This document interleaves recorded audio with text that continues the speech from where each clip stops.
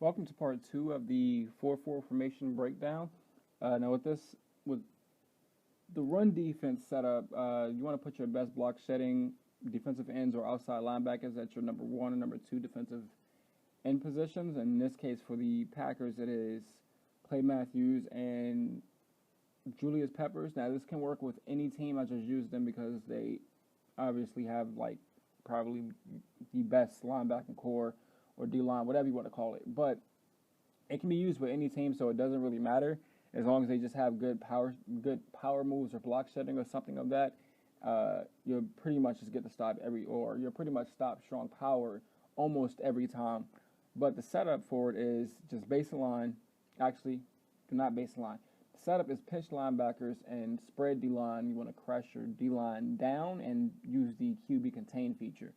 I don't baseline when I'm going against the strong power. Well, I'm going against pistol bunch tight end, but I do baseline when I'm going against the pistol ace twins, only because the linebacker on the left side of the screen, he goes out to where the B receiver is, and I can't pinch the linebackers and have him come in between the D line like I would if I baseline, or if I didn't. I don't remember. But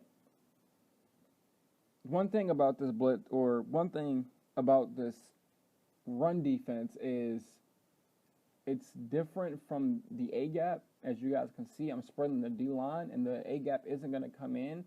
If it does come in, it's just out the random, but the A gap is not going to come in because we're spreading the D line. Not only are we spreading the D line, we're also using the QB contain feature, so it really basically just shuts down the blitz completely. But the only reason I would ever spread my linebackers, or the only reason I would ever spread my D lines, is if I ever see them coming out of pistol. If I don't see them coming out of pistol, I'm not going to spread my linebacker. Why I keep saying linebackers? I'm not going to spread my D line. I'm just going to set up the blitz like normal.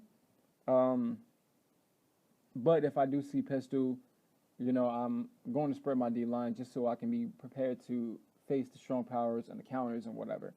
Now for the 0-1 traps, I didn't really get to that. When you're facing like tight offset, tight end, you can use the A-gap setup. The only thing you want to do is you want to man up one of your middle linebackers with a running back, and then not commit to pass. And basically what that'll do is, for some reason, they'll just play the 0-1 trap godly. I don't know why. I don't know what the difference is, but if you just man someone up and not commit to pass and use the free safety, it'll pretty much shut the 0-1 trap down each and every time, because one of the middle linebackers or the other middle linebacker that isn't manned up with him, he'll just come down and play him, and then you have space to use it just in case your opponent wants to shoot to the outside. Now, when we're using the run defense, what we don't want to do is we don't want to commit to pass, because when we commit to pass, what that does is whoever's in a light blue or whoever's in a zone and we commit to pass, they're going to go to their designated zones. That's not what we want when using run defense,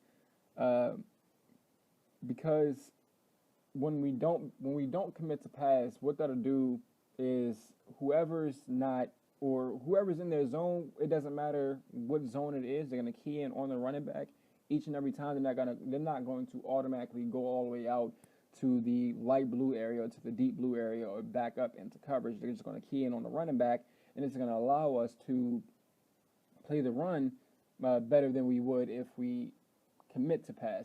Now, the great thing about the QB contain feature is that when we use it, what the contains do, no matter what team you're using, but what the contains do, they cut to the outside instead of, as you can see there, instead of block shedding to the inside or not getting off the block, they'll just go to the outsides, and then your DBs will be there as well. But that's pretty much the end of this. I hope you enjoyed. Like, comment, subscribe. If you have any questions or comments, go ahead and put it in the comment section. I'll be sure to answer it.